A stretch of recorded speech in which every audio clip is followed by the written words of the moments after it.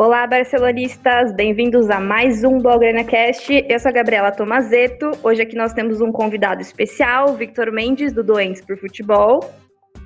Fala, galera, um prazer estar com vocês aí. Vamos aí falar mais um pouquinho sobre esse Barcelona que marcou a época, né? Não que outros não tenham marcado, mas esse aí acho que é o mais histórico para todo mundo. Prazer enorme.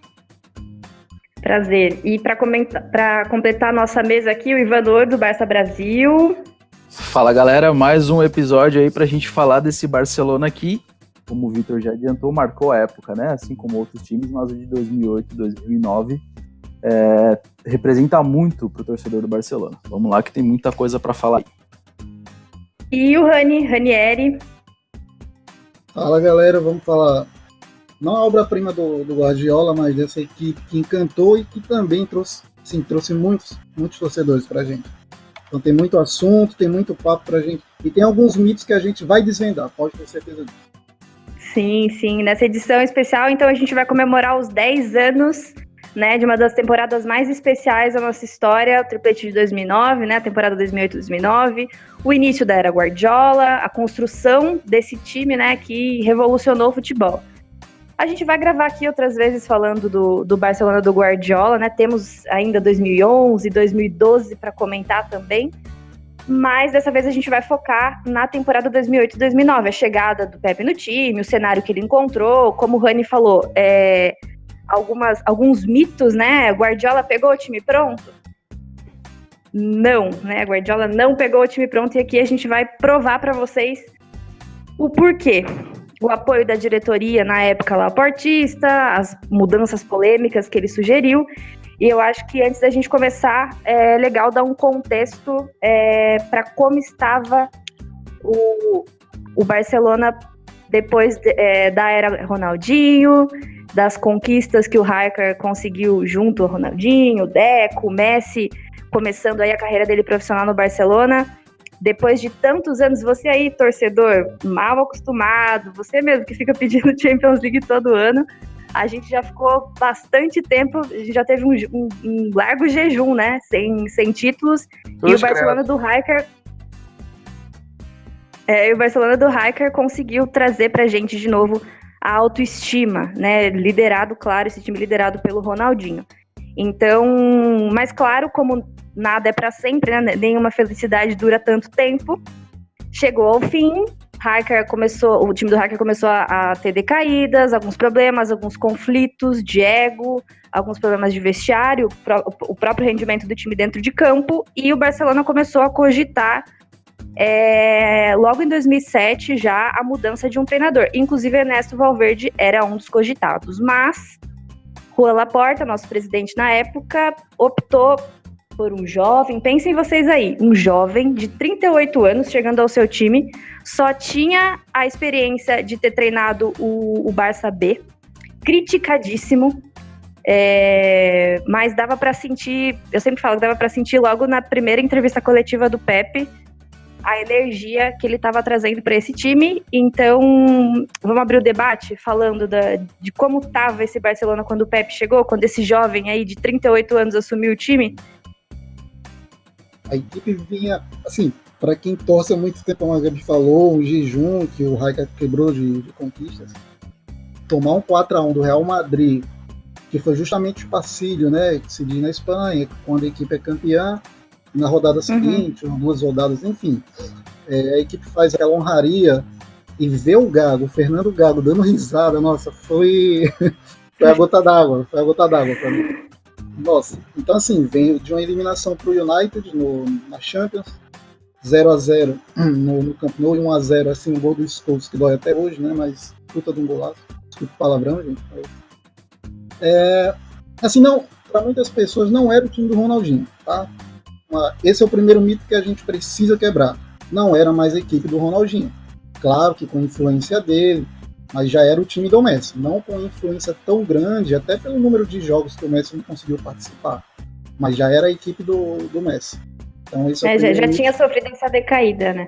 Isso, não, física. O Ronaldinho nem jogou, não jogou as partidas contra o United. No Old Trafford eu tenho certeza, mas o Camp Nou não. Não jogou, ele tava lesionado. Ele ficou o final da última temporada do Raikkonen, o Ronaldinho terminou lesionado. Ele perdeu a fase final da Copa do Rei contra o Valência. O último jogo dele foi aliás, se eu não me engano, foi da Champions League, foi contra o Celtic, né? Que é quando o Messi se lesiona. Isso mesmo. Faz o gol. Tá? Então a gente precisa analisar esse contexto. O Pepe pegou uma equipe que já era não era do Messi, mas que já tinha como principal destaque com a Argentina, tanto que ele disputou a Bola de Ouro, caso o prêmio de melhor do mundo em 2007 e 2008, só corrobora que a equipe não era mais tanto assim do Ronaldinho, com o Deco jogando bem, acho que o Xavi e o Iniesta também, a gente coloca no pacote ali, os caras se salvaram. Mas o que o Vitor pode até acrescentar, eu recomendo o texto do Vitor Mendes também, para quem estiver ouvindo agora, não importa a hora, lá no Doente de Futebol, e ele pode abordar sobre isso, a questão. E também é muito interessante você falar sobre isso, né? Sobre essa pequena influência, né? Pequena, entre aspas, já era uma influência bem significativa do Messi. E se a gente for pegar para analisar, você também citou 2 nomes aí, Xavi e o Iniesta, né? Eu lembro, na época, eu participava de uma comunidade do Barcelona no Orkut. E falecido Orkut. Foi o primeiro point, né, de encontro de todos. Quando eu vi que tinha outros torcedores do Barcelona também tão fanáticos quanto, né? Mas assim, enfim. E eu lembro que a cada final de temporada a gente sempre criava, né, aqueles tópicos, né, para tentar fazer uma espécie de revisão da temporada e citar pontos negativos, pontos positivos. E eu lembro que muita gente citou, e eu incluso, eu lembro disso, como ponto positivo a temporada do Iniesta. E assim, o Iniesta até então, com o Raikkonen, ele jogava muito como primeiro volante também, né? Além de jogar em outras posições ali do meio campo, também no ataque, mas ele jogava muito como primeiro volante. E nessa última temporada do Raikkonen, inclusive contra o Manchester, agora não sei se foram nas 2 partidas ou se foi somente uma, mas eu lembro na partida da ida, né, em Barcelona, foi uma temporada onde ele jogou muito ali aberto no lado esquerdo do ataque, né? Complementando o ataque ou com o Henry ou com o Eto'o e também com o Messi. E quando o Messi estava lesionado, entravam outros jogadores, né? Até o próprio Giovanni dos Santos.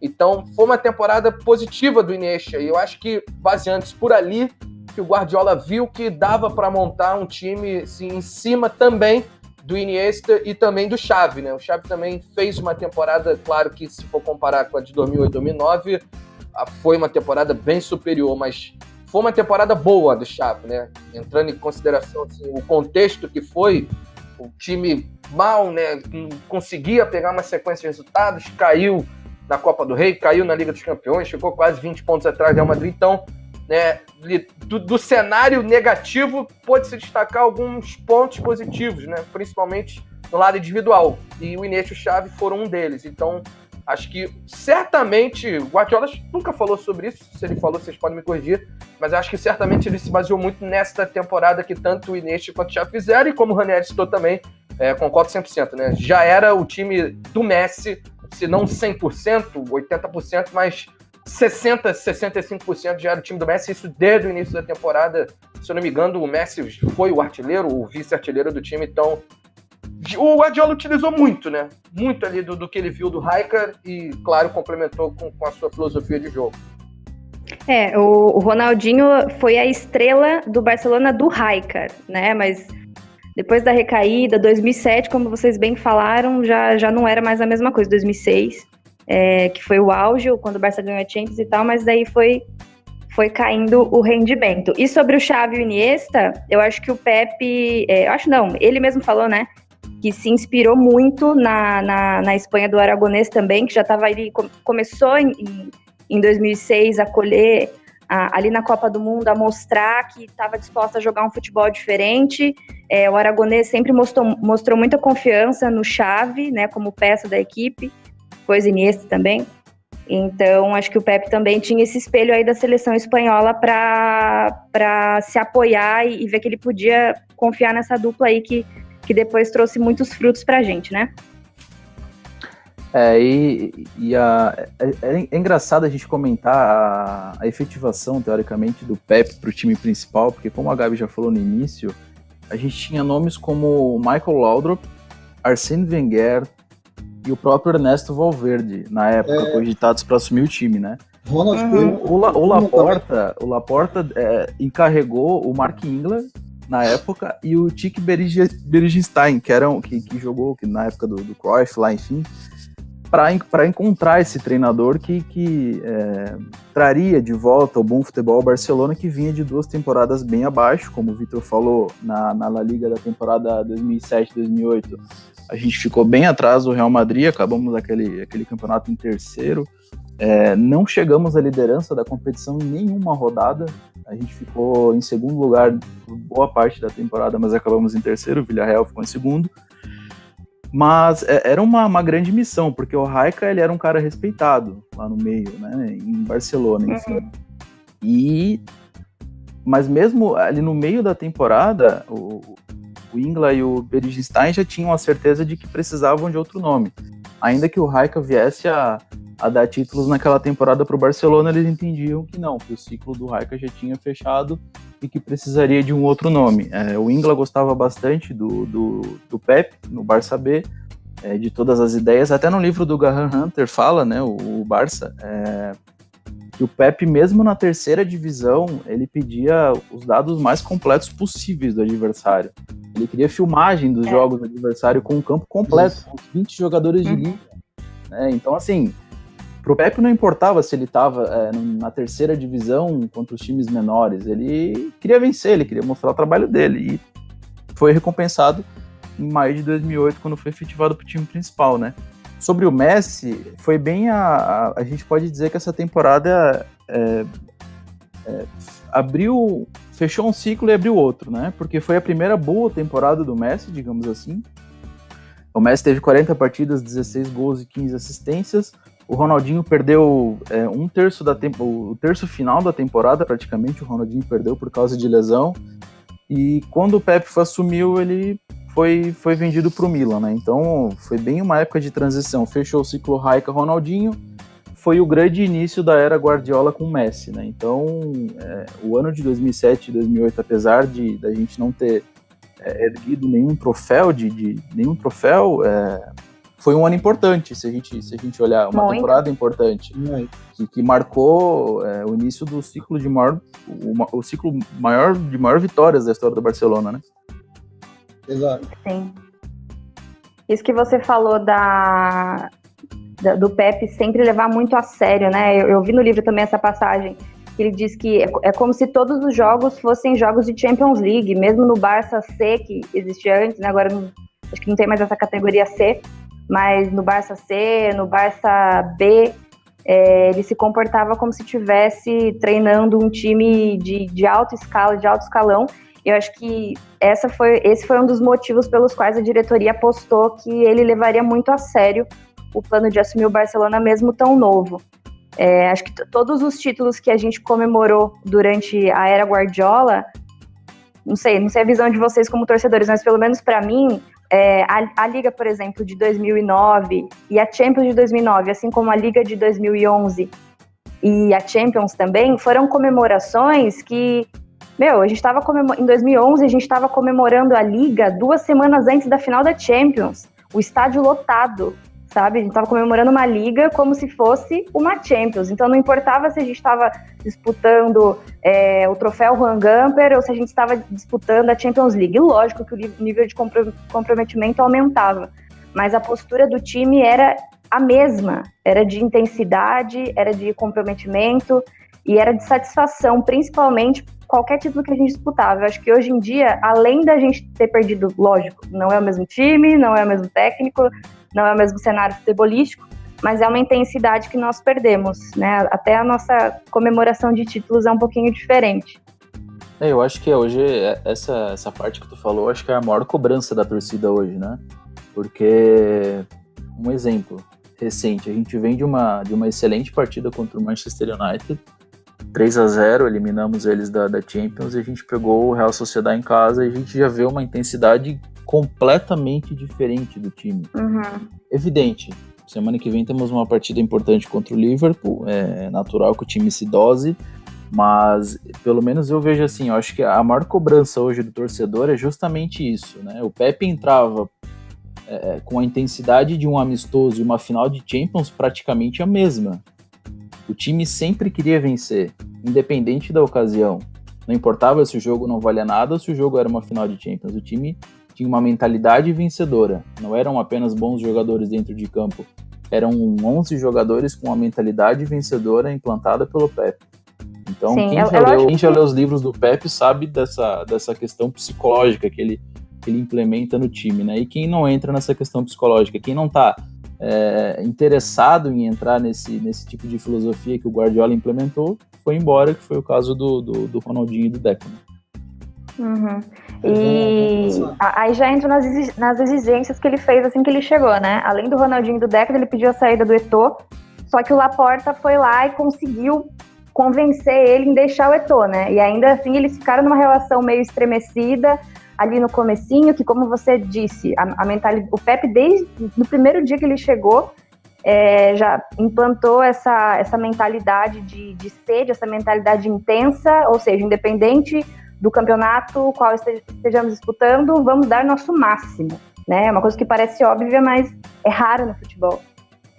Só em cima disso, né, a gente tá falando do início da temporada daquele time, né, além também dos casos, né, do Ronaldinho, do Eto'o e do Deco, uma outra polêmica, né, que acabou se tornando uma polêmica pelo andamento que teve esse episódio, foi a liberação ou não do Messi, né, para disputar as Olimpíadas.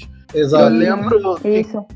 ali bem no início, né, o Maradona até chegou a dar uma declaração um pouco forte, que o Messi tinha que ter personalidade para bater no peito, falar que ele queria ir para a seleção, e enquanto isso o Messi ficava quieto, o Guardiola queria a equipe completa ali para a disputa daquele jogo eliminatório que o Barcelona fez na Liga dos Campeões, né, antes da fase de grupos, né, por ter ficado no terceiro lugar no Campeonato Espanhol. Então, assim, é uma temporada que ela já começa com muitas polêmicas, né, que tinha tudo para, entre aspas, dar errado, né, porque qualquer coisa que desse errado ali no início dela, todo mundo já ia falar, olha só, não conseguiu gerir bem o elenco no início dela, já começou de forma negativa, já começou criando polêmica com todo mundo, mas sim, o jeito como o Guardiola, o jeito como a equipe se uniu foi algo fenomenal, até porque os resultados, vamos falar sobre isso, né, mais pra frente, os resultados iniciais eles não foram tão positivos, né, o Barcelona só foi vencer na terceira rodada do Campeonato Espanhol, os jogos iniciais eram bem irregulares, né, fazia um jogo bom, no outro caía um pouco, mas o elenco se uniu muito, comprou a ideia também do Guardiola, comprou o fato de ser treinado por um treinador inexperiente, porque o Guardiola era inexperiente, né, e era um elenco que era a base, praticamente, do time que foi campeão da Liga dos Campeões, do time que foi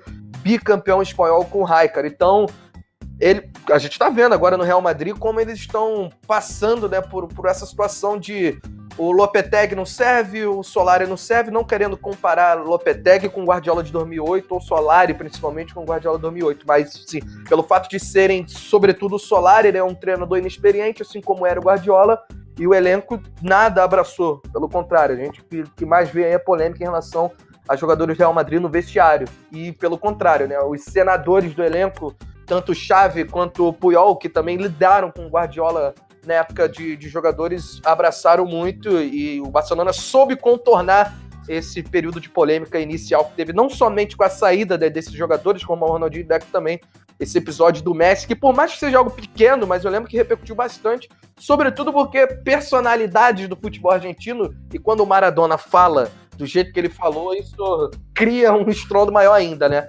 Mas o grupo soube se comportar, e o próprio Guardiola, para mim, também foi genial ao lidar com essa situação, porque eu lembro da declaração dele falando, na minha época de jogador, o que eu mais queria era ganhar um ouro olímpico com a seleção, né, quando foi lá Barcelona 92, né, e aí ele não teve dúvida alguma em liberar o Messi, e acabou que o Messi voltou como medalhista de ouro e voltou com autoestima bem mais elevada. E tem um trecho bem interessante que o Messi estava insatisfeito, ele queria jogar as Olimpíadas, queria. Então ficou aquela coisa, o Laporta não queria ceder, o Pepe começou a compreender o Messi, e eu não vou lembrar onde foi que eu vi, se foi algum texto do Vitor, se foi algum vídeo, eu não consigo lembrar. Mas o Messi estava tão insatisfeito que isso gerou até um mal-estar no treino com o Rafa Marques. E tipo assim, o Rafa Marques era um cara de grupo, né? E o Messi meio que brigou. Assim, a gente não tá afirmando nada, mas teve um mal-estar ali durante um treino. Um pouco forte, né? E isso com o Rafa Marques, que era um cara de grupo, experiente, já estava no Barça desde 2003, 2004, enfim. E foi quando o Pepe assim, teve a sacada, conversou mesmo com o Laporta, ó, melhor a gente contornar essa situação a curto prazo do que evidenciar alguns problemas que poderão surgir no longo prazo se ele não for para os Jogos Olímpicos de Pequim. Aí que o Laporta começou, então isso, aquilo, ok, vamos cedê-lo. Ele voltou, campeão olímpico, infelizmente deu um show no Brasil, né, ele com o Riquelme, chocolate, mas voltou a tempo até, não conseguiu disputar a fase prévia da Champions, mas o Barça pegou o Wisła Cracóvia, não foi nada tão difícil assim, tão excepcional, mas pro início do campeonato, com o Messi já, resolvi essa situação com a seleção, fui campeão, claro, de uma seleção sub-23, chegou bem, com a cabeça totalmente voltada somente para o Barcelona. Isso foi muito importante para o decorrer da temporada. E eu acho que a postura do Laporta, tanto a postura do Laporta em não querer liberar o Messi e a postura do Guardiola em querer liberar, acho que as duas condutas são compreensíveis. Porque se a gente parar para pensar, o início da era Guardiola, o torcedor tinha tudo para ficar de cabelo em pé. Porque... assim, é até bom frisar, né, que o Barcelona estava na qualificação da Champions, que hoje é uma coisa inimaginável, né? As pessoas esquecem, né, que há 10 anos atrás, 11 anos atrás, a gente estava disputando uma pré-Champions, né? Mais popularmente conhecida, né? Imagina só, né? Mal acostumados. Nossa, totalmente. E aí, assim, aquele cenário, treinador novo, filosofia nova, sem grandes contratações, né? Porque naquela temporada veio o Dani Alves, o Piqué voltou do Manchester United, foi contratado o Cáceres, que veio do Villarreal, o Haleb, que veio do Arsenal. O Cáceres uruguaio mesmo, pra galera. Aquele Cáceres. Que hoje tá na Juventus, né? O Cáceres, esse mesmo que tá na Juventus hoje. O Hileb também, né? Haleb, que era do Arsenal, isso. E aí o Busquets foi efetivado do Barça B, né? Subiu pro time principal. E, enfim, o torcedor tinha tudo para ficar de cabelo em pé. Porque o time disputando uma pré-Champions, vinha de uma seca de títulos, precisava responder dentro de campo, treinador novo, filosofia nova, a base do time era praticamente a mesma, e aí perdia o seu principal jogador, já havia vendido o Ronaldinho Gaúcho, já havia se desfeito do Deco, Messi ia estar nas Olimpíadas, o torcedor pensou, porque, meu Deus, a gente vai cair na pré-Champions, né? Enfim, os dois... O Laporta se preocupou, eu acredito que justamente com isso, né? Porque não tinha ali grandes opções no ataque para substituir o Messi. A gente tinha o Gudjohnsen, tinha Eto'o, tinha Thierry, beleza? O próprio Borrán, o Pedro, que vinha na sua segunda temporada como jogador do Barcelona, acabava de subir na temporada na última temporada do Raika, o Pedro foi efetivado para o time principal. Tinha o grande Nolito, que hoje tá no Sevilha. Nossa, meu Deus. Jesus. Enfim, não tinha ali alguém para realmente substituir o Messi, né? E aí, pelo lado do Guardiola, é o que vocês falaram, o Guardiola já foi jogador, então ele tinha aquela sensibilidade, ele teve aquele desejo de ganhar uma medalha de ouro com a Espanha. Então, pesou o lado do Guardiola pensar, se colocar no lugar do Messi, que seria uma oportunidade única pro Messi, né? Não que ele não tenha... Ele disputou outra Olimpíada, né? Como Sub-23 ou não? Não me recordo agora. Guardiola? Não. O Messi como... Porque cada seleção pode escolher 3 jogadores acima da idade, né? Mas ele jogou abaixo da idade. O Messi é de 87. Não. Sim, essa época sim. Mas ele jogou outra Olimpíada, não, né? Não. Não, né? 2004 era o Tevez. Foi uma oportunidade única para ele ganhar e, felizmente, ganhou. E eu acredito que se ele não tivesse ido e a Argentina tivesse vencido o ouro, possivelmente não, porque o Messi não estaria lá, mas enfim, é uma outra discussão. Até a moral e a vontade do jogador pro restante da temporada poderia ter sido outra, né? Porque no primeiro contato que ele teve com o Pepe, imagine se o Pepe fala, não, você vai jogar aqui com a gente e não vai para as Olimpíadas. Então, assim, o Pepe foi muito empático, né? Parece uma coisa simples, mas pode ser algo que tenha refletido no comportamento e na relação do Pepe com o Messi durante muito tempo. Porque se o início da relação já fosse negativa, a gente poderia ter um... É verdade. Lá na frente. Só para dar um ok aqui nesse assunto, eu vou dar... Gente, tô colando aqui, mas é porque o HD nem sempre funciona. Aqui. A escalação contra o Wisła Cracóvia, vamos lá. Valdés, Dani, Rafa Marques, Puyol e Abidal, Keita, Iniesta, Xavi, e no ataque Pedro, Henry e Eto'o. Então já mostra um pouquinho que a equipe estava bem estruturada ali com... Eu disse Piqué? Pedro, né? Piqué tava no banco. Piquet estava no banco. Então, assim, o contexto do Heitor, só para finalizar mesmo, o contexto do Heitor, o Heitor não sai porque as propostas que chegaram não agradaram a diretoria do Barcelona e porque o Messi estava nas Olimpíadas. Então, o Pepe precisava de alguém ali na pré-temporada. Mas se o Messi tivesse permanecido, não tivesse ido para os Jogos Olímpicos, muito provavelmente o Heitor teria ido embora. Então, só para dar um... E o Heitor finalizou a primeira temporada do Pepe como artilheiro do time, né? Com a frente do Messi, inclusive. Na La Liga. Quando o Pepe chegou, eles tiveram ali um desentendimento, né? Porque o Pepe começou a cobrar muito mais os jogadores, né? Tinha muito jogador que estava ali há muito tempo, né? Como a gente falou no início. Então, ele não concordou com todas as coisas, todas as mudanças que foram feitas e gerou ali um desconforto no início. Laporta pediu, pelo amor de Deus, ele tem que ficar agora, não pode sair, espera mais um pouquinho aí. E o Pepe ouviu. E para finalizar o tema Messi, eu não tenho dúvidas de que foi essencial para o relacionamento do Pepe com o Messi depois. Porque o relacionamento dos dois era especial, a gente via, sabe? Era uma relação de cumplicidade, de amizade. Era bonito de ver. E quem conhece a história do Messi sabe o quão importante para ele é jogar pela seleção argentina. Então, acho que foi fundamental aí para essa relação Pepe e Messi, a situação das Olimpíadas. Eu lembro só voltando um pouco nesse caso do Guardiola e do Eto'o, eu lembro que nos primeiros 2-3 meses, todos os jogos, a câmera, quando o Eto'o era substituído, não saiu do banco de reserva, focava justamente ali nos dois. Exatamente. E eu lembro, tem um jogo... Só pra ver o comprimento na saída de campo. Exato. E eu lembro que isso aí, pra mim, foi a cena que marcou. Um jogo ali bem no início, né, que o Barcelona vence o Betis por 3-2 no Camp Nou. Johnson. O gol da vitória é do Hugo Johnson, mas o Eto'o marca 2 gols nesse jogo e ele é substituído. E aí o Barcelona abre 2-0, né, com os 2 gols do Eto'o, depois o Betis empata, e aí no finalzinho o Hugo Johnson marca o gol da vitória. E aí, até por ter sido no final, por ter sido o gol da vitória, o campo não explode, os jogadores comemoram como se fosse, né, final de campeonato, e a comemoração do Eto'o, ele vai em direção ao Guardiola, ele dá chega pra lá, né, um pouco mais intenso, né, alá Eto'o. E ali, eu lembro que naquele jogo, nos dias seguintes, as TVs ficaram só repetindo aquele... Não sei se chega a ser um empurrão, né? Mas chega pra lá bem de Samuel Eto'o, né? Do jeito que a gente conhece o Samuel Eto'o. E o Guardiola, ele olha pro Eto'o com uma cara, tipo assim, o que esse cara tá fazendo? Mas depois ele vem, dá um abraço. Então, eu lembro que nos primeiros meses, as câmeras de TV, o que mais focavam ali no extracampo, ali fora de campo, era justamente Eto'o e Guardiola. Qualquer coisa eles iriam tentar criar algum tipo de intriga. Se houve, acho que foi bem dentro do vestiário, né? Porque fora ali a relação era bem respeitosa, tanto por parte do Pepe, quanto também por parte do Eto'o, claro. Não, e só deixando claro, a gente não tá pegando no pé do Eto'o, porque vinha de uma sequência, porque se a gente...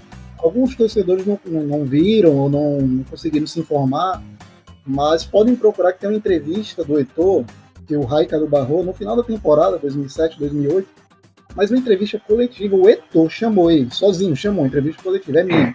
E descascou o Raikkonen, Então, esse assim, é o nosso Eto'o, Então, assim, a galera que pensa, pô, o Barça é só alegria, mas tem tudo, beleza, tal. Aí, pô, Bad Boy, e passou de Bad Boy lá, o Eto'o descascou. Só alegria pra quem nasceu em 2009, né? Não vamos tocar nesse assunto. Meu Deus do céu. E depois o Ibra também, né? Que a gente não falou o nome dele aqui ainda, mas... Na temporada o Ibra chega na outra né? temporada, mas outro contexto. Mas o Ibra é meio loucão das ideias. Mas a treta com o Guardiola também foi parecida, né? E da mesma forma que o Victor falou, igual, né? As câmeras sempre flagravam o Guardiola com... Muito engraçado. A final do Mundial mesmo, em 2009. Bom, vamos dar uma analisada rápida, uma resumida na campanha dos títulos? Bora, vamos lá. A gente pode começar pela Copa do Rei, que foi mais, assim, querendo ou não, teoricamente é mais simples. Mais simples nada, né? Porque o Barça passou um sufoco do caramba. Eu lembro perfeitamente que estava assistindo um jogo contra o Espanhol, salvo engano, pelas quartas, eu acho. Pelas quartas. E o Barça faz 3-0, porque o primeiro jogo foi empate, 0-0. Sabe, 3-0 com 2 gols do acho que foi do Borjan, foi do Borjan, 2 gols do Borjan. 2 gols do Borjan, e o Barça abre 3-0, toma 2 gols com o José Pinto, o goleiro, tomando 2 gols com nossa Deus. Vai entregar, cara. Não, se tomar mais um, a gente tá fora. E aí o Barça termina 3-2. E aí você, torcedor, que faz piadinha com o Borjan, pois é, o Borjan já foi um jogador muito decisivo para nós. E para não ser injusto com o José Pinto na semifinal, eu acho que para mim foi o maior momento não, mas assim, do triplete, porque o Barça joga com o Mallorca, vence a primeira partida 2-0, e no segundo jogo tava 1-0 com o Cáceres expulso e um pênalti pros caras. Normal. Cáceres fazendo besteira, né? Normal. E o Cáceres é expulso na semifinal. E aí pênalti, os caras foram bater o José Pinto. Assim, assumiu lá a responsabilidade, começou a olhar pro cobrador, que eu não vou lembrar quem era agora, quem foi que bateu, apontando pro canto esquerdo. O cara começou meio que ficar temeroso ali, bateu no canto esquerdo, o José Pinto pegou o pênalti. E após isso, assim, uns 2-3 minutos, o Pepe coloca o Messi e diz assim, meu filho, vai lá e resolve pra mim. O Messi entra e faz o gol. Aí pronto, resolveu. Barça na final da Copa do Rei. Empatou 1-1 esse jogo da volta, né? Isso, 1-1. E esse jogo também, ele é assim, bem especial, além por esse fato, né, da defesa do Pinto, porque o Barcelona vivia, talvez foi o período mais crítico da temporada que o Barcelona viveu, né? Na Exato. própria Liga Espanhola vinha de uns tropeços, chegou a perder pro Espanhol, né, com aquela exibição do De La Penha. Perdeu pro Atlético e pro Espanhol seguido, né? Exato, e antes tinha tropeçado também, eu não lembro o adversário, não sei se foi o Betis. Betis 2-2. Exato, então o Barcelona veio nessa sequência, o Real Madrid, que parecia morto, veio numa sequência boa, positiva, diminuiu a diferença, e na Copa do Rei, né, pegou esse jogo contra o Mallorca, que realmente, né, o Mallorca marca aquele gol 2-0, poderia ser outra temporada, né, o fim de temporada talvez a gente não comemoraríamos, por exemplo, o triplete, né. É claro que o Messi entrou, e aí o Messi é uma espécie de Megazord, né, quando as coisas ficam ruins, Quando tá ficando feio o negócio, aciona o homem. Messi em campo, né? Até no jogo da fase de grupos contra o Shakhtar, né? Que a gente tava perdendo de 1-0 lá em Donetsk. E aí o Messi simplesmente em 7 minutos vira o jogo. Não é um bônus. É tipo aqui, vamos apelar agora. Não, vamos apelar mesmo, tava legal, mas vamos lá. E nessa época aí que o Vitor comentou, que a gente empatou com o Betis, perdeu pro Espanhol e pro Atlético seguidamente, foi na mesma época que a gente tava nas oitavas de final contra o Lyon. E até acho que o jogo da volta contra o Lyon, que a gente mete 5-2, eles deu uma desafogada nisso, né? Exato. Ele voltou a respirar na temporada, né? Então, a gente chega na final contra o Bilbao e ali, nossa, pra quem não sabe, a final contra o Bilbao foi onde? San Mamés. Salvo engano, foi em San Mamés. O resultado não reflete o jogo, né? Não, porque assim, eu nunca vi, eu tô falando assim sério, eu nunca vi uma final pulsar tanto. Tem uma final dentro ali da Espanha, com a Copa do Rei, então jogos decisivos contra o Campeonato Espanhol. O San Mamés tava assim, a galera tava louca. Tanto que o Bilbao faz 1-0. E nossa, a gente vai perder esse jogo, cara. Foi no Mestalla a final, não foi? Foi no Mestalla, sim. Foi no Mestalla? Isso. Foi no San Mamés. Não, acho que foi no Mestalla. Não, foi em Valência, Foi em Valência? O 4-1 foi em Valência. Não, 5-2 o final, não? Na final foi 4-1 pro Barça. 4-1? Ah, não, 5-2 foi contra o Lyon, que você falou, agora que eu buguei. Isso. Isso. A 4-1 torcida dos caras no Mestalla. fazem na Valência. Então foi... Cara, eu olhava assim, não tem... Se tiver torcedor do Barça, os caras não estão sequer levantando, né? Porque a galera lá, os bascos tomaram conta e a gente vai perder esse jogo. E eu lembro perfeitamente daquela cobrança do Xavi, eu acho que ele colocou com as mãos aí. Nossa, obrigado, Xavi, obrigado, capitão, eterno. Como sempre, né? Muito obrigado. E o Messi também faz o gol e sai explodindo. A galera que fala que o Messi é frio, o Messi não comemora, gente. Lá em 2009 o homem já mostrava que tinha sangue ali correndo nas veias. Então, quem quiser rever o jogo... A comemoração dele na final da Champions. Com a chuteira na mão. Nossa. Muita gente fala que tem sangue nas veias, que é isso, cara. E teve gol do Borjan também na final, hein?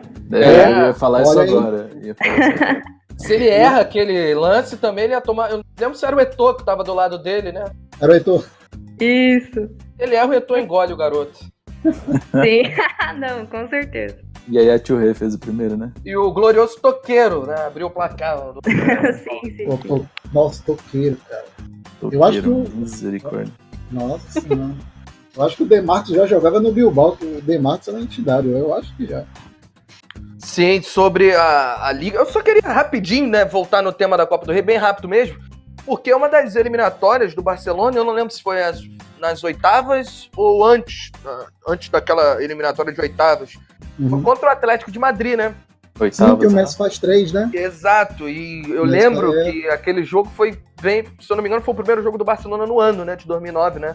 Na virada de 2008 para 2009, foi no dia dos 3 Reis Magos, né? Lá na Espanha. Exato, pro espanhol é um feriado, assim, bem assim, que eles levam muito a sério, mais sério do que o Natal, por exemplo. E a torcida do Atlético de Madrid aplaude o Messi de pé ali. Foi ali, os holofotes na temporada, pra mim, é ali quando o mundo inteiro já começa a ver que o Messi poderia ser o melhor jogador do mundo. Começaram a olhar para ele de outro jeito. Exatamente, né? Que até então era, não sei se promessa, ele já era um jogador feito, mas ainda tava, né, naquela de ser o substituto do Ronaldinho, né?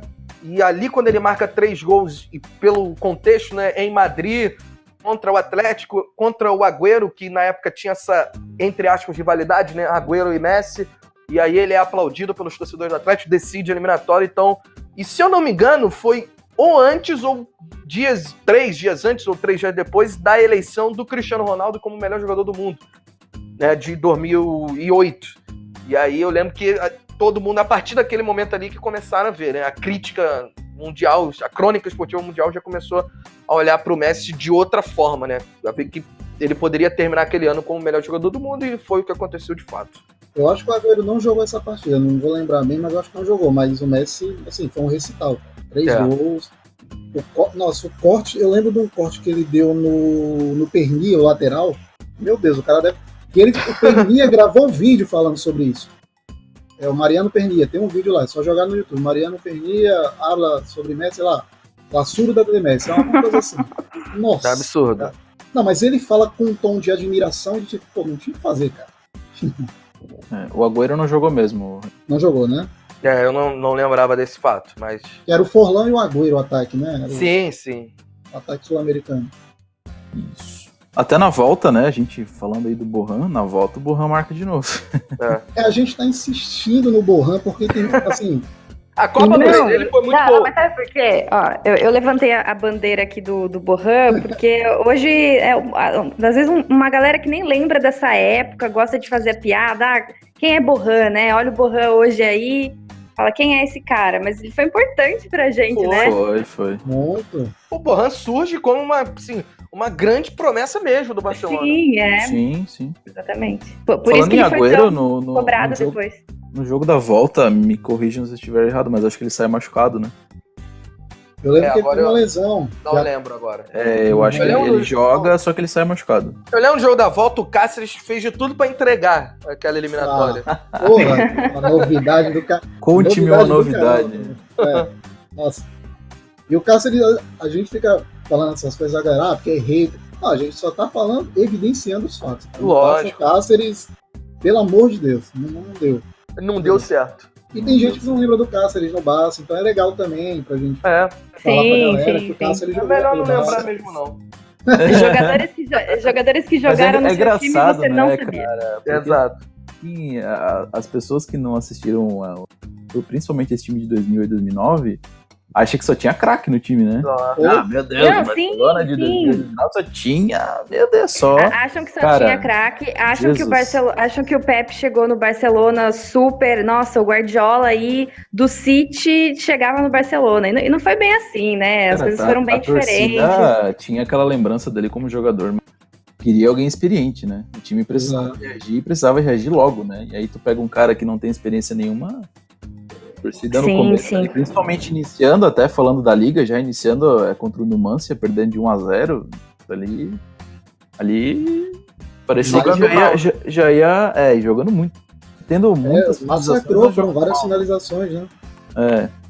E ali parecia que o Castelo já ia ruir, né? Sim, logo no início, né? E com o Messi. Foram 2 derrotas e um empate, se eu não me engano. Foi uma derrota e um empate, aí meteu 6 no Rijon, se eu não me engano. Rijon, exato. Eu vou Essa é uma é- derrota um pouco antes, no jogo da volta, contra o glorioso Wisla, né? Perdeu de 1-0 lá. Foram três resultados ruins, que inclusive tem aquele episódio, né, do Iniesta, depois desses 3 resultados, se não me engano, depois da partida contra o Numancia, no treino do dia seguinte, enfim, o Iniesta foi bater lá na porta do Guardiola, falar que era para ele ficar tranquilo, que o elenco estava com ele, que eles nunca tinham treinado, nunca tinham jogado, nunca tinham estado tão bem, né, como naquele momento. Porque assim, para o grupo, para o elenco ali, tava tudo bem. Para a imprensa, de um modo geral, que o Pepe estava começando, a galera, peraí, o Barcelona não tá bem. Creio eu, até me baseando pelo texto, novamente, citando o texto do Vitor Mendes, por favor, leiam, que como é que é o nome do Vitor mesmo? O especial? As Ligas de Messi. As Ligas de Lionel Messi, isso. Leiam, a gente vai deixar na descrição, lá no YouTube, direitinho para vocês. E só teve mesmo aquela coisa da imprensa meio que aceitar quando o Barça enfia aquele 6-1 Atlético de Madrid. Ali a galera, Ali é o ponto de virada, né? Verdade. E também, teve uma figura, se é que nós podemos dizer assim, que para mim foi bem providencial, essencial para acalmar os ânimos, que foi o Cruyff, que depois da partida contra o Racing, né? No empate contra o Racing no Camp Nou, quando o Barcelona empata com o Racing no Camp Nou na segunda rodada, vindo de uma derrota, então naturalmente já começou todo mundo a criar vários espantalhos, né? Já reparando também. Questionar, né? Exatamente. A mídia em si tava destruindo. Lógico, e principalmente o Marca, né? O AS, o próprio prato Diário cheio Esporte para também, eles, né? E aí eu lembro que o Cruyff falou que foi a melhor partida do Barcelona nos últimos anos, mesmo tendo tropeçado. Então, quando uma figura como o Cruyff fala algo como isso, você já para pensar, opa, tem algo aí, né? E aí eu lembro que serviu para acalmar muitos ânimos. Eu lembro que ele escreveu que eu não sei vocês, mas fazia tempo que eu não via o Barça jogar como eu vi ontem. E realmente foi uma ótima partida do Barcelona, né? Empate à parte. Foi. O que não foi a primeira, né? Primeiro o time finalizou muito, só que não jogou bem. Exato. Agora contra o Racing o time construiu bastante, só que, enfim, ainda bem, né? Porque eu acho que essa declaração do Cruyff foi providencial, assim, de tudo que ele representava e ainda representa, obviamente, mas era o início de um trabalho, né? Com a declaração do Cruyff, com esse episódio do Iniesta, dava pra gente ver que o elenco tava com o Guardiola, que as figuras importantes estavam com o Pepe, e que por mais que a imprensa não valorizasse, os mais imediatistas ali vangloriassem esse início, os resultados não estavam acontecendo, claro. Já tinha gente ali acreditando e vendo que o trabalho estava sendo encaminhado, né? Depois para a cerejinha ali do bolo, que era a primeira Champions League de 2009, que a gente pode falar um pouquinho agora. Até eu queria só concluir falando da Liga. Depois desse empate com o Racing, o time joga 20 rodadas, empata 12 e ganha 18. Nossa. Então, assim, o time respondeu imediatamente, entendeu? Aí meteu 6-1 no Rijon e aí 20 partidas, 2 empates, 18 vitórias. Cara. Foi empatar justamente contra esse que a gente tava falando, o Betis agora, que daí veio aquela sequência ali contra o Espanhol Atlético de Madrid, e no meio do caminho ele empatou com Getafe, né? Getafe. 1-1, se eu não me engano. Se não tiver enganado, foi 1-1. Porque assim, se a gente for pegar muito o falso 9 do Messi surgiu contra o Madrid, mas eu já tinha conversado com o Vitor, assim, eu converso com o Vitor, que a gente trabalhou junto ali, futebol e tal. O jogo, assim, que inicia o Messi a ter uma ideia do falso 9 foi contra o Rijon. Sim. Sim, antes do Madrid. Isso, muita gente associa ao Madrid, mas é contra o Rijon que ficou marcado, né, contra o Madrid, né? Porque tem no livro também. No livro, isso. E vamos só dar uma abordada também na importância que foi o clássico contra o Madrid, porque ali não dá pra deixar passar. Vai completar 10 anos agora, 2 de maio, né? Tá perto. 2 de maio, completa 10 anos. 10 anos. Que dia!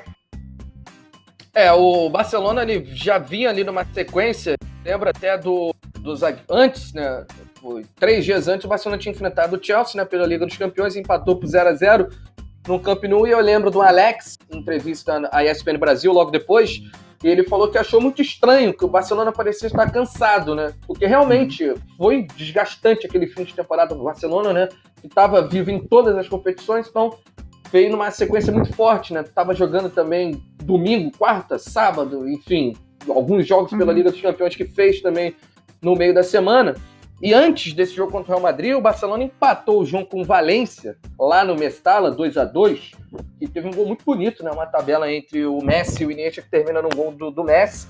Golaço. Mas sabe-se lá como o Barcelona empatou esse jogo, né? Porque o jogo que o Valência fez naquele dia foi realmente muito bom.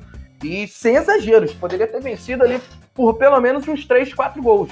Porque uma intensidade, o time contra-atacando todo instante, já era, se eu não me engano, o Valência treinado pelo Unai Emery.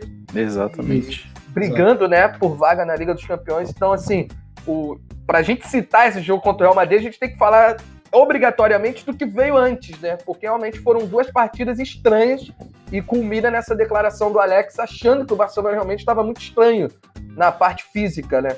E aí, no finalzinho, se não me engano, foi o Henry ou o Eto'o que fez o gol do empate e evitou a derrota lá no campo do Valência. Então, foi o Henry.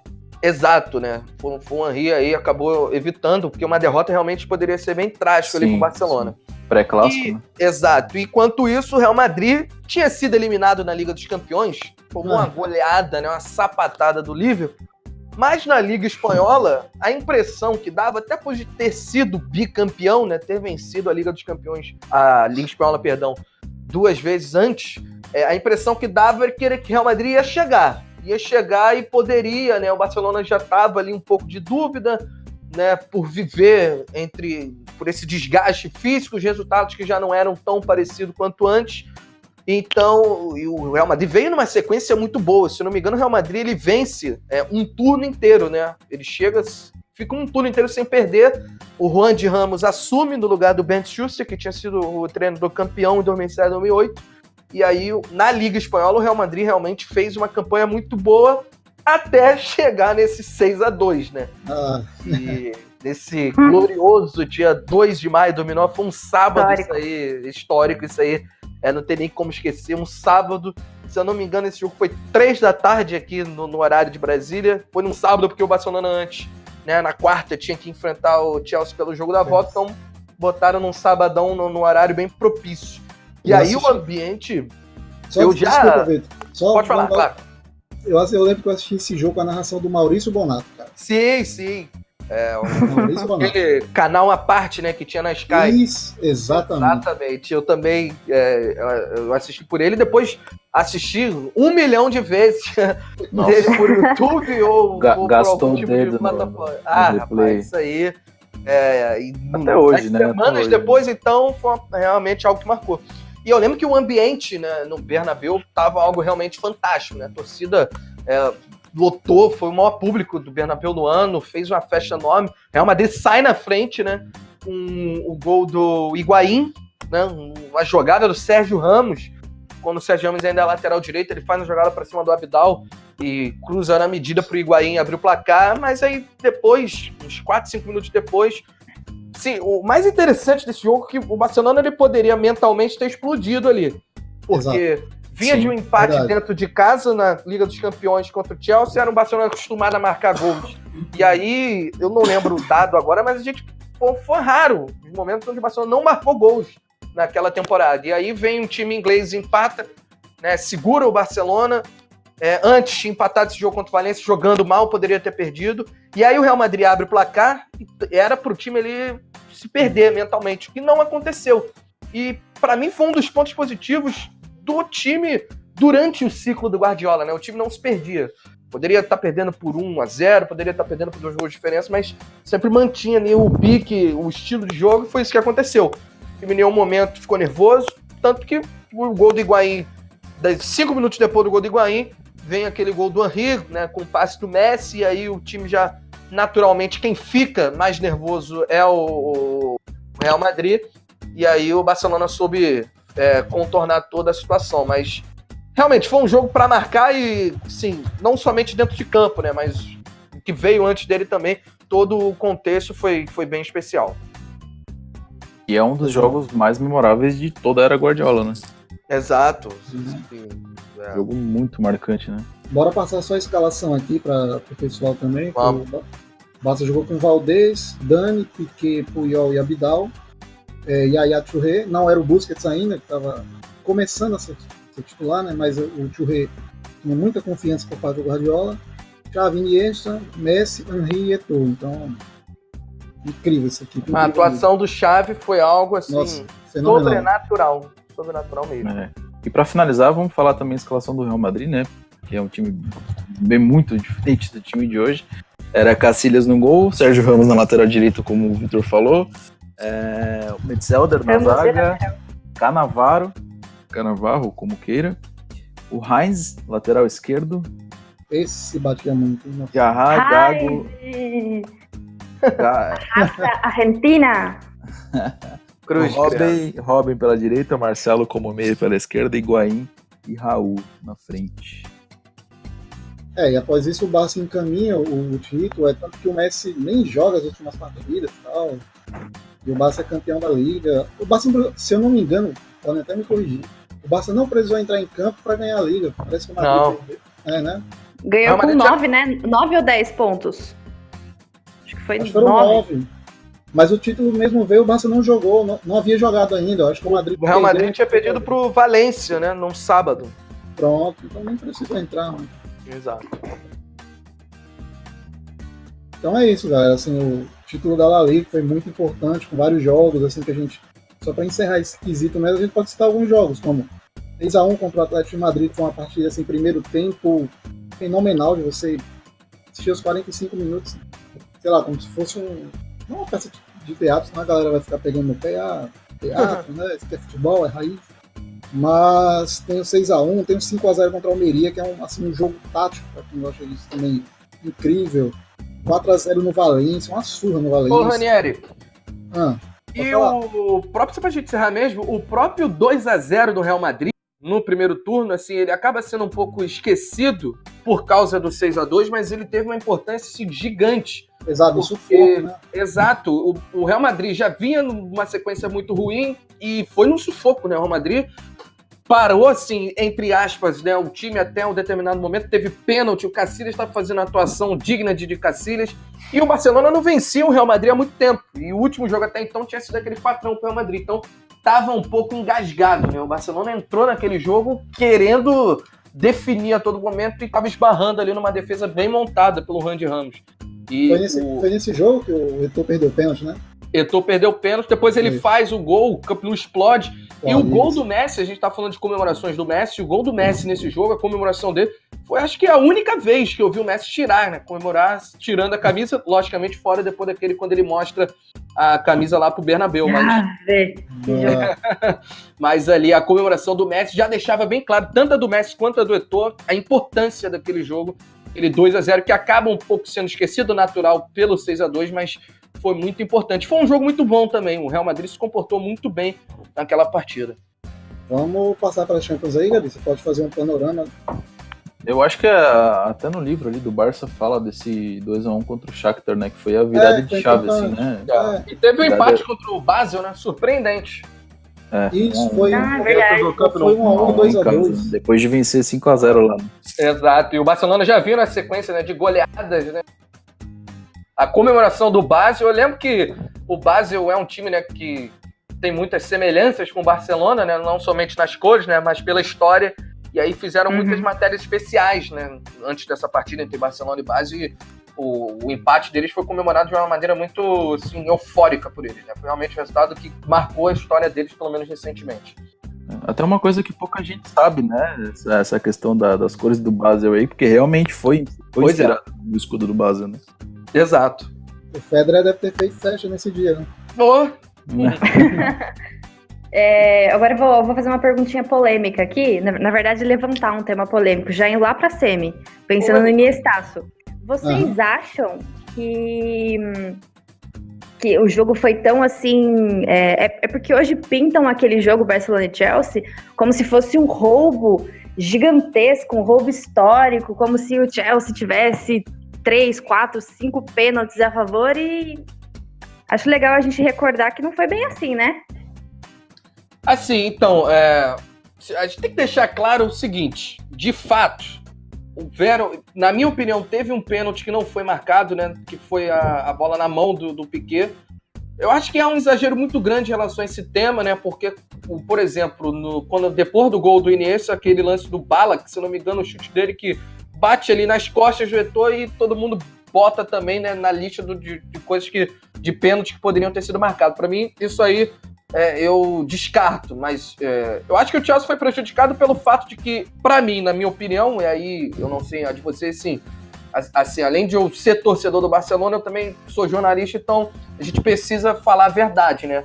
Eu acho que teve sim um pênalti, né, ali do lance com o Piquet, que a bola bate na mão do Piquet, e aí se o Chelsea faz 2-0, poderia ter sido certamente outra história, né? O final poderia ter sido bem diferente.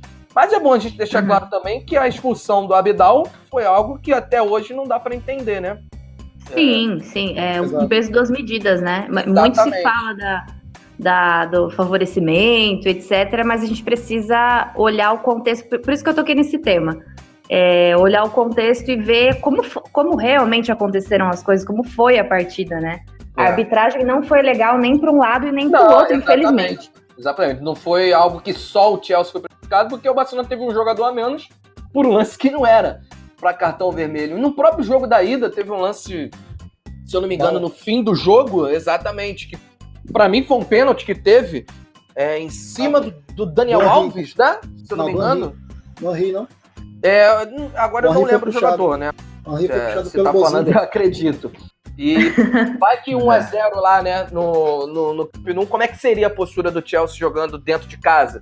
Será que eles iriam se defender tanto? Então, assim, a arbitragem foi polêmica tanto para um lado quanto para o outro, né, conforme a Gabriela falou. Então, infelizmente, lembram somente dos lances do Chelsea, porque realmente tem que ter algo para desvalorizar títulos, lógico, do Barcelona quanto de qualquer outras equipes, né? Sempre tentam pegar ali.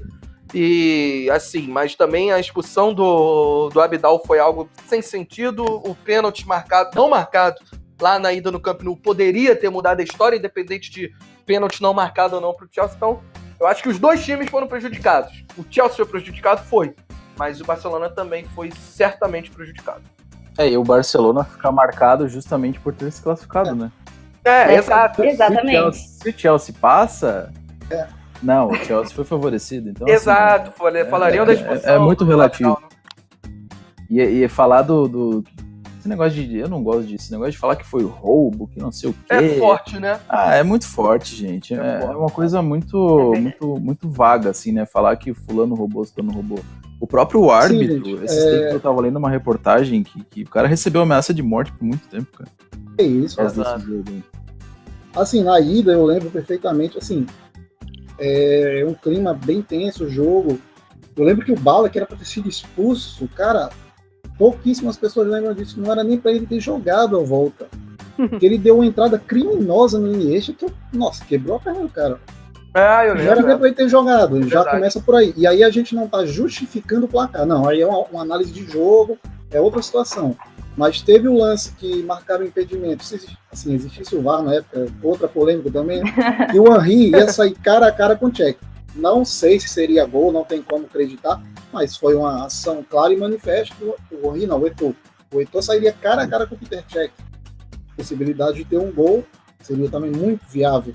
Tem um pênalti também, então a gente não está justificando, querendo colocar o jogo do Stamford Bridge, mas colocando o jogo no campo, não. Vamos colocar o contexto das duas partidas, como ocorreu. Exato. É claro que o segundo jogo foi muito mais escandaloso, muitas pessoas lembram disso, porque, assim, usar um termo bem sacana, pegando só os lances capitais e tal, mas o primeiro jogo também. Quem for torcedor do Chelsea, eu conheço vários que são torcedores assim, lúcidos, lembram do jogo de ida também, esse lance do Eto'o, o pênalti no Henry, salvo engano, feito pelo Bozingua, e o Ballack ele se expulso. Cara, mas é bem o que o Vitor falou, assim, as pessoas procuram um argumento para desmerecer um trabalho maravilhoso que estava sendo feito. Exato. Porque o juiz errou em vários pontos na eliminatória toda. Era o juiz fraco, né? O juiz fraco. Deu português juiz fraco e não, o Barcelona passou porque roubou, pelo amor de Deus. E olha só, um ano depois também, contra a Inter de Milão, poucos citam, né? Mas o Barcelona também foi prejudicado, né? Tanto no jogo de Milão, quanto no jogo de Barcelona. Enfim, é coisa do futebol, né? E felizmente, por mais que... Contra o próprio Mourinho, que é o senhor chorão, né? Exatamente. Um ano depois desse confronto tava lá, né? Na coletiva, por quê? Mourinho que fazia slide para encontrar motivos para criticar o Barcelona do Guardiola. Exatamente. Eu me solidarizo, porque, acho que ele sofria, hein? Pra sentar e ficar pesquisando tanto e tentando apontar defeitos. Era difícil achar defeito naquele time, hein, gente? Até sugestão pra outro episódio de podcast. Cara, dá um podcast e acho que falta tempo, hein, pra gente falar desse Barça e Real Madrid de 2010, 2011.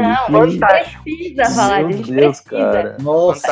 E essa relação entre Guardiola e Mourinho, cara, ali na época da final da Copa do Rei, da semifinal de Champions, é surreal, cara. Surreal. A final da Copa, até hoje eu falo, pra mim foi o maior jogo que eu vi na minha vida. A final da Copa do Rio. Que infelizmente o Barcelona perdeu, mas assim, olhando para o que aconteceu dentro de campo, realmente foi absurdo esse jogo. E as coletivas. Isso. As coletivas pré-jogo eram tão esperadas quanto o jogo, né? Era demais. Mas, acho que dá uma edição só da gente falando disso, então com certeza falaremos aí desses 2 últimos anos. Desses outros 3 anos, né? 2 anos e meio, na verdade, do Pepe aí. Até 2012, né? 2011, o meu ano preferido, falo mesmo. Então, a gente tem aí muito assunto para falar. Mas depois dessa semi-polêmica, o gol salvador do André... Gabi, só um gancho aqui, perdão. Diga, Rani. Que, assim, acho que a maior partida que o Barça... A melhor, não vou colocar mais não, a melhor. Que o Barça fez na Champions foi o primeiro tempo contra o Bayern, né? Não sei se já foi citado, porque o áudio caiu aqui. Mas o primeiro tempo contra o Bayern, 4-0, o Zé Roberto deu uma entrevista recente pro Fred, do Desimpedidos. E, tipo, chegou o segundo tempo, os caras só não queriam tomar mais gol, porque o Messi cortava para um lado, cortava para o outro. No primeiro jogo, né? Isso. O que é que eu vou fazer? Primeiro jogo. Exato. O que é que eu vou fazer? O segundo acho que foi 1-1, né?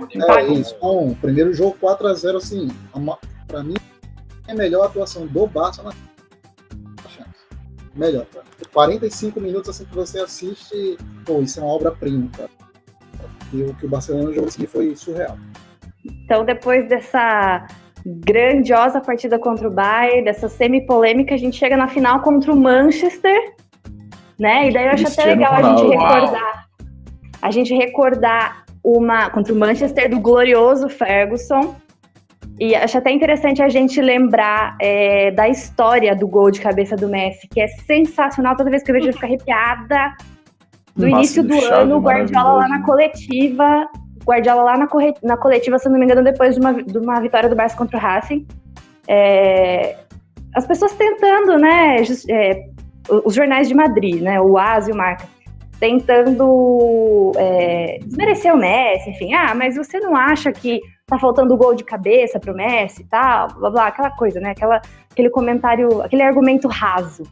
Aí vai o Guardiola e diz: não, fiquem tranquilos. Daqui a pouquinho ele vai fazer um gol aí de cabeça decisivo, um belo gol de cabeça e vai calar vocês. Pouca coisa, né? Meses depois, não foi nem um ano, meses depois, vai o Messi e faz um gol de cabeça na final da Champions League. Contra Vidic e Ferdinand, só isso. E o Van der Sar também, né? Van der Sar. Só isso. Vocês lembram o que estavam fazendo nesse dia? Acho que eu tava em casa assistindo ele no quarto dos meus pais esse jogo. Acho que sim, acho que era isso. Eu tinha acabado de jogar bola com a camisa do Messi, pra variar, né? Eu tinha o quê? 2009?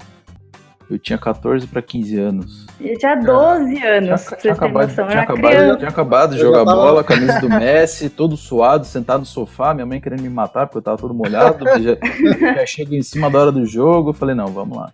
Cara, eu tava no meu segundo ano, né, do ensino médio, e eu lembro que na época o Manchester era o grande time, assim, da moda, né? Pelo fato de ter o Cristiano Ronaldo. E eu lembro que eu fiz umas 3 apostas com colegas de sala, né? Um apostei um salgado e um guaravito, outro apostei um queijo, outro apostei uma coisa, e os caras, não vai dar, porque o Cristiano Ronaldo é o melhor do mundo, o Manchester isso, o Manchester venceu. Eu falei, tá, cara, então vamos apostar aqui. E aí eu lembro que o dia inteiro, eu estudava de manhã, então o dia inteiro falando do jogo, falando da final, comentando que eu tinha um professor que era fã, não é, até hoje, fã, assim, absurdamente do Messi, e eu comentando com ele, um professor gente finíssima, né? Tem até um tempo que eu não vejo, mas enfim, eu lembro que cheguei em casa, fui pra casa dos meus avós, assisti o jogo na Record, cara, nem assisti na ESPN esse jogo, assisti na Record. Exato, as finais ainda eram no meio da... Foi a última final no meio da semana. E aí, no outro dia na escola, eu fui com camisa do Barcelona, peguei meu dinheiro, peguei meu salgado, meu guaravita. Fiz a festa. E realmente era um time lendário do Manchester United, né? Não, tinha vencido a Champions, né? Surreal, cara. O time era muito bom. Vencido a Champions anterior. Exato. Eu tava fazendo E tinha eliminado o Arsenal, né? Na fase anterior. A atuação. Sim, com 3-1, né? No último jogo. Passou por cima, deixou ali. Não sei se medo é a palavra certa a ser utilizada, mas sim. Acho que foi o adversário que mais, assim, que todos os outros adversários que o Barcelona enfrentou naquela temporada, o Barcelona entrou com a condição de favorito. E naquele jogo foi ali um pouco 50-50, ou arrisco eu até um pouco 55-45 a favor do Manchester, até porque era o time tricampeão inglês, campeão da Liga dos Campeões, tentava até então o feito inédito de ser bicampeão da Liga, né, de forma consecutiva, e tinha o histórico de ter eliminado o Barcelona no ano anterior. Eu lembro que eu tava fazendo prova. Eu já tinha passado na disciplina na universidade, cara. Cruz credo. Prova. Não, tinha uma prova. Imagina o clima. Nunca que eu conseguiria fazer uma prova. Nossa, nem eu. Se estiver escutando a galera, por favor, quem nunca fez isso, né? Mas assim, não tô incentivando ninguém a fazer nada errado, não. Mas as questões... Parece que nesse dia foi a professora leu minha mente e colocou 10 questões de marcar. Cara, eu fiz essa prova em 10 minutos, velho. Fui olhando assim, já tinha passado. Olhei pro relógio, ia começar o jogo. Eu escolhi A, B, C ou D na mão. Abadá, né? A, B, pronto. E fui marcando, que a gente assistiu o jogo a gente assistiu o jogo na cantina da UFRN, cara. Então, assim, a galera que já tinha muito fã do Cristiano, na hora que eu chego, tá tocando o hino da Champions. E eu falei, ainda bem, cheguei na hora, mas... Assim, passei, a professora Regina, desculpa aí, professora, mas eu passei na disciplina, passei, tá? Então, valeu a pena. E o Barça foi campeão, é isso que importa. Nossa, né? Exato. E continua sendo a única final entre Messi e Cristiano. A única final. Aquele jogo é muito bom. Que o Messi decidiu, né? Sim, só pra deixar esse ponto de vista. Então, só pra lembrar, Só peguei uma polêmica. Não, Messi e Cristiano em Champions não tem, né? Não desagarrou pra caramba também, né? 8 chutes que ele pegou. Exato. Messi e Cristiano na Champions, a gente lembra dessa final e a semifinal de 2011. Pois é. Exatamente. E, assim, só pra deixar a galera ciente, porque o Barça isso aqui, a gente jogou sem o Dani na lateral e sem o Abidal. Então, só pra ficar ciente, o Yaya Touré jogou na zaga, tá, galera? Então, Silvinho e Puyol, né? Silvinho e Puyol nas laterais, Silvinho e Puyol, caramba. Silvinho jogou na lateral, Silvinho, cara, nossa. Era auxiliar do Tite hoje. Cara, era um cara já antenado, conversava muito com o Pepe, então assim, a final foi com o Puyol na lateral, Silvinho na outra, Piquet... E um ponto que eu acho interessante a gente lembrar que o Busquets foi titular, né? Exato, eu ia até falar nisso. E foi a temporada de estreia dele, então assim, um pouco precoce o menino Busquets, né? E ele jogou muito bem. Jogou bem. Sim, o Pepe já tinha ali já conhecia o Sérgio, né, o Busquets da base, já tinha ali uma confiança que rolava há muito tempo. E foi muito bacana ele manter isso, assim, quando assumiu o comando do Barça, porque foi essencial para o time, né? O Busquets, um dos jogadores mais importantes da era Pepe, disparado, e vem sendo importante pra gente todos esses anos, né? Verdade. Sim. Sempre porque o Cáceres também não entrou no jogo, tá de boa. Né? E que por mais que não faça uma grande temporada, mas é um jogador que, cara, a gente vai sentir muita falta quando... Vamos. Nossa, não. E de acordo com declarações dele, a próxima temporada é a última, né? Ele infelizmente. é aquele famoso passa no débito, né? Porque crédito ele tem, pelo amor de Deus. Vamos reclamar de um cara desse, o cara já deu tudo pra gente. É igual reclamar de Piquet, reclamar de Messi. Claro que todo jogador tá ali aberto a críticas, a gente tem que criticar mesmo. Exato. Mas, pelo amor, não tem como cobrar tanto assim também. Só pra destacar o time do United aqui. Só pra destacar o time do United, quando eles entrarem em campo, estão me ouvindo aí? Sim, pode falar. Ó, United, né? Van der Sar, Oshie, né? Pelo amor de Deus, acho que se bem que é um cara que passa muito tempo lá, mas Oshie a cara do Ferguson, né? A cara do Ferguson. Escalações estranhas. Tinha que ter. Escalações estranhas, vitórias estranhas. Vidic, Ferdinand, Evra, Michael Carrick, Anderson jogou, gente. Hein? A lenda. Giggs, Rooney, saudades Anderson. E o Cristiano, né? Então não era qualquer time. Não, o time era muito bom. Tinha o Muniz, a nosso favor no banco também. O Muniz jogou porque o Barça estava sem zagueiros, praticamente. Né? Porque o Touré jogou na zaga, o Cáceres... Assim, o Cáceres tinha uma moral tão grande, para dizer o contrário, que o Touré foi para a zaga e o Cáceres foi para o banco, mas tudo bem. Touré, pequena zaga. Misericórdia. Foi amarelo nesse jogo, eu lembro. O cara tava com sangue nos olhos, eu lembro desse jogo. Perfeitamente. E a primeira temporada do Piquet também, né? Depois de voltar do Manchester United. O próprio Manchester United, né? Ainda enfrentou o Manchester United no final. Ele jogou mais porque também o Rafa Max tinha se lesionado contra o Chelsea. Isso. Ainda era o titular, né? A dupla de zaga era o Rafa Max, talvez na sua última grande temporada pelo Barcelona, né? Na temporada seguinte, acho que ele sofreu um pouco o impacto dessa lesão que ele teve, se eu não me engano, foi no joelho. E aí o Piquet entra também, né? A gente lembra também do Busquets entrando, né? Com pouca idade, mas o Piquet também, né? Com pouca idade, ele ainda era relativamente novo, jogando contra o seu ex-time. E fez uma grande final. Sim, porque o Piquet foi campeão do mundo com 23 anos, né? Exato. E titularíssimo ali da Europa.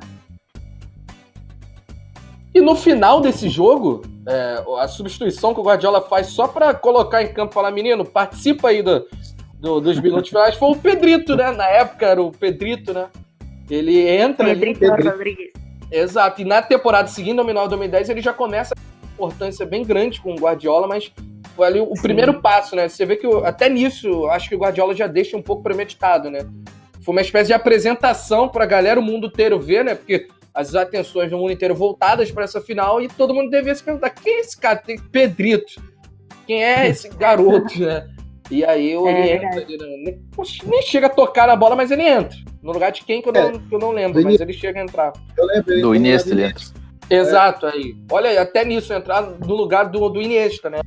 Já é tudo bem premeditado pelo Guardiola. Assim como quando ele põe o Sérgio Roberto lá na semifinal contra o Real Madrid. Exatamente. Então a gente está fazendo aqui um especial, espero que a galera tá longo, mas é um especial, justamente esse tempo, porque não foi qualquer coisa, né? Então... Sim, vale a pena, né? Vale a pena. Lógico. Se for falar detalhe por detalhe, a gente faz... A gente está falando aqui de uma das maiores equipes da história do futebol, né? Não é qualquer coisa. Temos aí mais temporadas para falar, mas com certeza a gente vai ter aí outras edições para falar sobre esse time maravilhoso e encantador, cheio de histórias a serem lembradas. Vocês têm mais alguma coisa a acrescentar nessa início de Era Pepe? Vamos só fazer assim um caça-mitos, porque foi o que eu já havia até sugerido. O Guardiola pegou esse time pronto, porque muita gente acha que foi só pegar e entregar colete e até eu já li e ouvi esse comentário, não estou brincando. Com esse Barcelona aí, até eu treinava. O cidadão, você não dá conta nem de fogo. Isso em qualquer lugar, toda hora. Taca fogo nesse tipo de gente. Não, o cara não dá conta nem de tuitar direito, ia dar conta do Barça. Então, assim, uma análise rápida sobre isso, assim, do nosso convidado, o Vitor, ele acha a respeito disso. Cara, se a gente pegar as peças, o Barcelona tinha uma base. E a base foi mantida pelo Guardiola em 2008. Só que o estilo de jogo foi revolucionado. Então, assim, a gente dizer que o Guardiola pegou um time pronto é uma das maiores mentiras do futebol. Não existe. Porque o cara se desfez do Ronaldinho Gaúcho e do Deco. E o Messi, no início de temporada, como a gente falou, estava com a Argentina. Não era um cara goleador, né? Não teve contratação de peso, a gente falou disso aqui agora no começo. Então, pode dizer que o Pepe pegou o time pronto, cara? Isso não... Não, e outra coisa, além de lapidar o Busquets, né, como a gente já falou aqui, o Pedro também, depois com a chegada do Villa, né, o time foi mudando e o nível aumentou ainda mais, né, 2011 foi um ano incrível pra gente, a gente não ganhou a Copa do Rei, mas o futebol era absurdo, acho que foi o ápice, assim, do Barcelona, temporada 2010, 2011, então depois chegou o Mascherano, o Pepe lapidou o Mascherano também de um jeito que acho que ninguém esperava que o Mascherano fosse mudar tanto de estilo e de postura não tão novo, então, falar que o Pepe pegou o time pronto. Mascherano tinha tudo pra dar errado no Barcelona. Tudo. Não, tudo. Aquele Mascherano do Corinthians, do Liverpool, não parecia se encaixar no estilo que o Barcelona já vinha desempenhando ali com o Guardiola. Então... E tem a questão do Messi também, né? Que não era um cara goleador. O Messi, assim, ele, até pelos problemas de lesão, ele teve muitas lesões mesmo. Então, assim, o Messi se transforma fisicamente, porque o Guardiola traz a trupe dele, a equipe dele, e o Messi, fisicamente, ele estava voando. Teve um probleminha aqui, claro, porque é natural, não dá para suportar uma temporada completa. E algo que o Pepe fez muito bem foi rotacionar o elenco. Eu lembro perfeitamente disso, porque, assim, não, salvo engano, ele, sei lá, o time titular, raríssimas vezes ele colocou os mesmos 11. Então, assim, o Messi se transforma e sem ter grandes peças de reposição, né? Vale lembrar. E era algo que a imprensa batia muito, né? O fato da rotação dele. Até quando? Quando que ele vai definir um time? Será que ele tem um time? E aí o contraponto, né? O Valverde se não rotaciona é porque é ruim. O Pepe não rotacionava é porque não tinha ideia de qual era o time titular. Então vamos definir o padrão, né? E assim, são outras épocas, né? Não dá nem pra comparar, né? A gente pegar não. Mas aquela a dependência época mesmo, do time pro Messi hoje e naquela época nem se compara. Exato. E assim, um outro ponto bem interessante, eu particularmente eu não dou nem bola pra quem fala que o Guardiola pegou um time pronto, porque realmente não acompanhou o Barça, não acompanha nem hoje, quanto mais na época. Mas assim, um time que ficou, se eu não me engano, foram 18 pontos atrás do Real Madrid na temporada 2007-2008, 10 pontos atrás do Villarreal e jogou, né, a pré-fase de grupos, né, conforme nós falamos, que na Copa do Rei caiu pro pior Valência dos últimos anos. Então, assim, algo ele teve que mexer, e ele mexeu de fato. E aí, como vocês citaram aí, as contratações não foram das melhores, tanto que eu lembro que a principal contratação que o Barcelona fez, assim, a de maior destaque, foi o Rilep, do Arsenal, que era um jogador que tinha uma importância grande no Arsenal, do pós-Henry. E eu lembro das pessoas fazendo a escalação, né, aquela previsão de escalação para a temporada, com o Rilep no ataque, né? Eu lembro que era Messi, Henry e Rilep, porque ninguém sabia se o Eto'o ia ficar. Então, assim, foi a contratação de maior destaque, vocês viram o nível. E o Rilep, se eu não me engano, quase nem jogou. Mal jogou. O Guardiola até tenta dar oportunidades para ele, mas, assim, não encaixou definitivamente. Então, assim, os méritos do Guardiola foram enormes. É lógico que ele teve uma base, e isso aí é natural. Eu, sinceramente, não conheço algum treinador que tenha feito um trabalho tão extraordinário começando do zero, mas, assim, os méritos do Guardiola foram enormes mesmo. Não somente por essa revolução, né, que ele teve no estilo de jogo, e também pelo fato de ele ter apostado em peças que duvido que alguém apostaria. Alguém colocaria o Messi com 20 anos de histórico de lesão como camisa 10? Eu acho que seria muito difícil. Xavi, Iniesta, eu acho realmente muito difícil. Cara, e pra finalizar, só joga a questão no ar aí. Qual outro treinador vindo da base do clube chegaria no Barcelona e venderia o Ronaldinho Gaúcho? Pois é.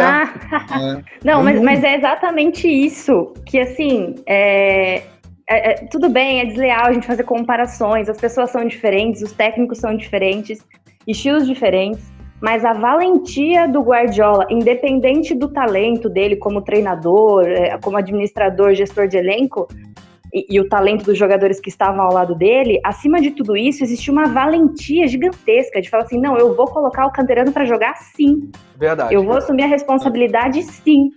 Então, assim, até o Laporta deu uma frase, deu uma declaração esses dias, se eu não me engano, ou no início desse ano ou no final do ano passado, falando que, assim, no Barcelona falta um treinador que coloque um Messi aos 16 anos em campo. É lógico que ele deu um exemplo exagerado de um Messi com 16 anos. Inclusive, isso é um assunto para uma próxima edição, da gente falar da Masia, enfim, dessa polêmica aí da base, uns falam que é mito, outros acreditam muito, mas claro que não é todo ano que a gente vai ter um Messi, só que o fato, a responsabilidade de falar, não, eu vou colocar um Alenhá para jogar, eu vou colocar um Puig para jogar, lógico, quando o treinador sentir que está preparado, é essencial para que se dê sequência a um estilo de jogo que o Barcelona demorou anos para construir, que não foi o Guardiola que implantou, que não foi... Nem o Cruyff, né, que foram, um estilo que vem sendo implantado há muitos anos, e para a gente dar sequência, o treinador da equipe principal é fundamental para ter a valentia, que não é qualquer um que tem, a minoria dos treinadores tem a valentia de falar, não, eu vou colocar o menino para jogar sim, porque depois a responsabilidade vai cair sobre quem? Sobre o técnico. Concordo 100%. Gabá, só dando uma sugestão, quem quiser falar sobre a história do Barça, mas história mesmo, conversa com a Gabi. Eu não estou fazendo média, que eu falo isso para todo mundo. Quer conversar sobre a história do clube, eu, assim, posso recomendar 10 pessoas, mas se me disser assim, mas quem você recomenda mesmo dessas 10? Vou falar com a Gabi, que ela sabe muito da história do clube. Ai, que honra! Mas a gente vai ter aí várias edições para falar da história. Por nós, a gente fica falando do Barça aqui até ano que vem, né? Ainda mais desse Barça encantador.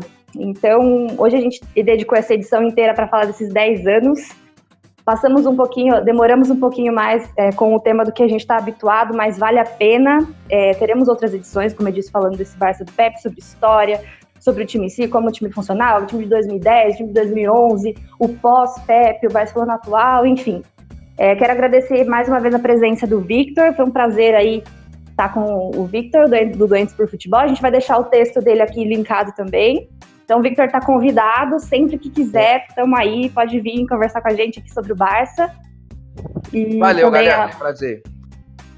E também agradecer mais uma vez a companhia do Rani, do Ivanor, de você que está aí ouvindo a gente mais uma vez, essa nossa 7ª edição, prestigiando a gente. Antes que alguém chegue, né, só ouça esse final do podcast, galera, o Dani Alves foi muito importante, tá? O valor dele foi alto, mas o que o Vitor quis dizer é que a contratação mesmo, mais bombástica para a época, foi o releve, mas o Dani Alves também foi uma baita contratação. E tem sempre alguém, né, que assim, mas o Daniel Alves também foi contratado. Foi contratado, deu super certo, foi o maior assistente do Messi e tal. A gente não esqueceu, mas abordou só o que foi feito à época, né?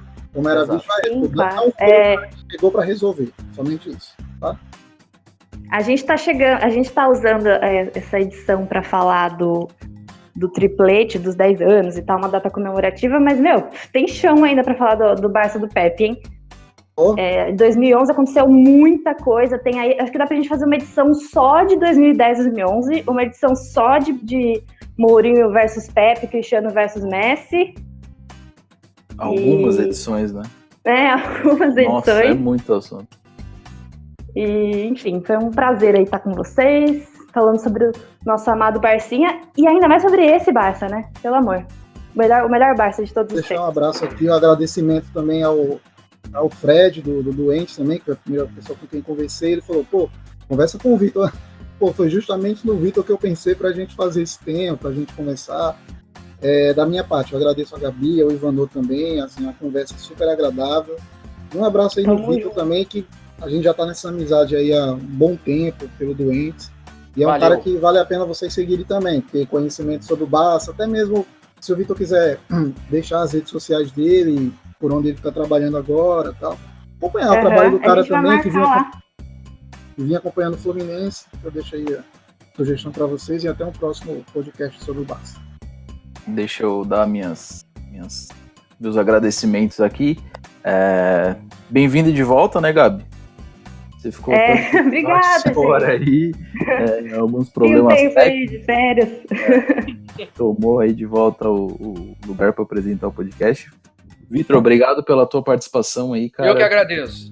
Comentários muito pertinentes. Rani, novamente, ficou um tempinho fora, tá de volta, segundo podcast seguido. E galera, não deixe de compartilhar lá e contar para os seus amigos do podcast. Né? Acho que é um assunto que precisa entrar na cabeça de alguns torcedores do Barcelona que vivem nas nuvens, assim, mas, cara, procurem saber do início da era Pep que vocês vão ver que o time era outro, assim, era outro Barcelona. Não há comparação com nenhum outro. Um grande abraço aí, gente.